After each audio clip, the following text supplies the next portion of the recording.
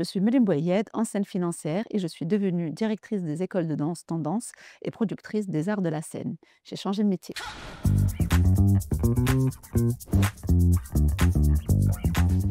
Alors j'ai toujours été passionnée par la danse, déjà depuis mon plus jeune âge. Mon papa m'a toujours dit la danse ne te fera jamais manger. Donc, il faudra trouver un vrai métier.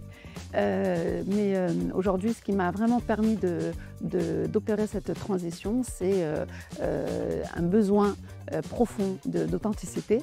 Et j'avais besoin de me reconnecter à ma passion de toujours, parce que je crois fermement que l'art enrichit non seulement notre vie, mais aussi la vie des autres.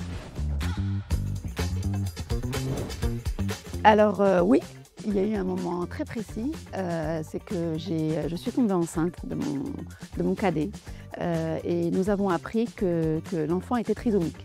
Et ce jour-là, on a décidé mon mari m'a dit t'avais un rêve de jeune fille, c'était ça, c'était quoi ton rêve déjà? Je lui ai dit ouvrir une école de danse. Il m'a dit je pense que c'est le moment parce que notre petit aura besoin de sa maman, il a besoin d'une flexibilité et que tu sois présente autant qu'il le faudra.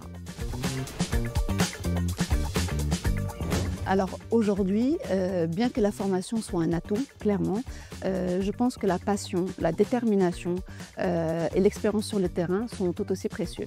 Alors on peut parfaitement réussir sans des études formelles, après chacun son parcours, mais ce qui compte vraiment, c'est l'engagement qu'on met dans la démarche.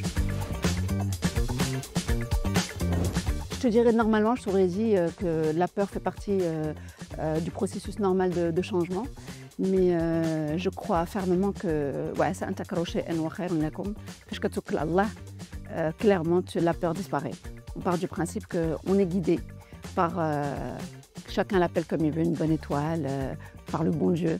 Et à partir de ce moment-là, dès que tu pars du principe qu'il y aura toujours une bonne décision qui va suivre.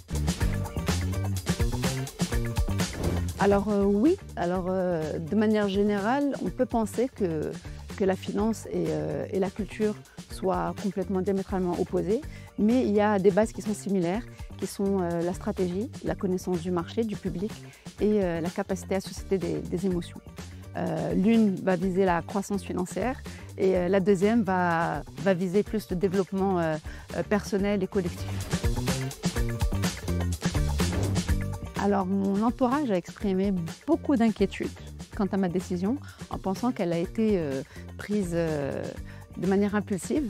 Mais au fil du temps, quand ils ont découvert en fait, mon enthousiasme, ma passion pour la danse, ils m'ont plutôt soutenue. Et aujourd'hui, ça a inspiré pas mal d'autres personnes qui ont pu examiner leur passion cachée. Sans aucun doute, je referai exactement la même chose. Si je devais refaire les choses, je les ferai avec les mêmes erreurs parce que les défis, les joies que j'ai rencontrées dans ce parcours-là m'ont enrichi tant personnellement que professionnellement. N'attendez pas l'opportunité qu'elle vienne à vous. Foncez, créez-la.